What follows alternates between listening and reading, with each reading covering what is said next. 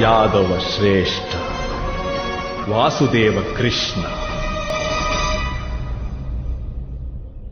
ಇವನೆಂಥ ವ್ಯಕ್ತಿ ಎಂದರೆ ಬುದ್ಧಿವಂತನಾದವನು ಇವನೊಂದಿಗೆ ಸದಾ ಮೈತ್ರಿ ಇರಿಸಿಕೊಳ್ಳುತ್ತಾನೆ. ಹಾಗೇಕೆ ಮಾಮಾಶ್ರೀ? ಏಕೆಂದರೆ ಇಡೀ ಆರ್ಯವರ್ತದಲ್ಲಿ ಇವನೊಂದಿಗೆ ಶತ್ರುತ್ವ ಬೆಳೆಸುವ ಸಾಮರ್ಥ್ಯ ನಮ್ಮ ಬಳಿ ಇಲ್ಲ. ಯುದ್ಧ ಭೂಮಿಯಲ್ಲಿ ನೀನು ಅಂಗರಜ ಕರ್ಣನಿಗೆ ಮೋಸ ಮಾಡಿರುವೆ, ಪಿತಾಮಹ ಭೀಷ್ಮರಿಗೆ ಮೋಸ ಮಾಡಿರುವೆ, ಗುರುದ್ರೋಣರಿಗೆ ಮೋಸ ಮಾಡಿರುವೆ.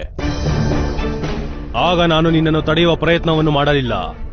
ತಿಳಿದಿದೆಯೇ ಏಕೆ ಎಂದು? ಏಕೆಂದರೆ ಅವರೆಲ್ಲರೂ ಯೋಧರು, ರಣಭೂಮಿಯಲ್ಲಿ ನಿಂತಿದ್ದರು. ಆದರೆ ಒಬ್ಬ ತಪಸ್ವಿ ಸ್ತ್ರೀಗೆ ಮೋಸ ಮಾಡುವುದರಿಂದ ನಿನಗೇನು ಪ್ರಾಪ್ತವಾಗುವುದು ಕೃಷ್ಣ?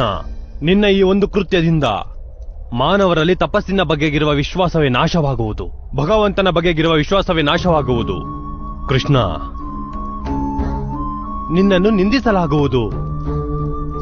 ಭವಿಷ್ಯದಲ್ಲಿ ಯಾರು ನಿನ್ನ ಪೂಜೆಯನ್ನು ಮಾಡುವುದಿಲ್ಲ. ನಾನು ಅಂಥ ಭಯಾನಕ ಕಾರ್ಯವನ್ನೇನು ಮಾಡಿರುವೆ ಜ್ಯೇಷ್ಠ?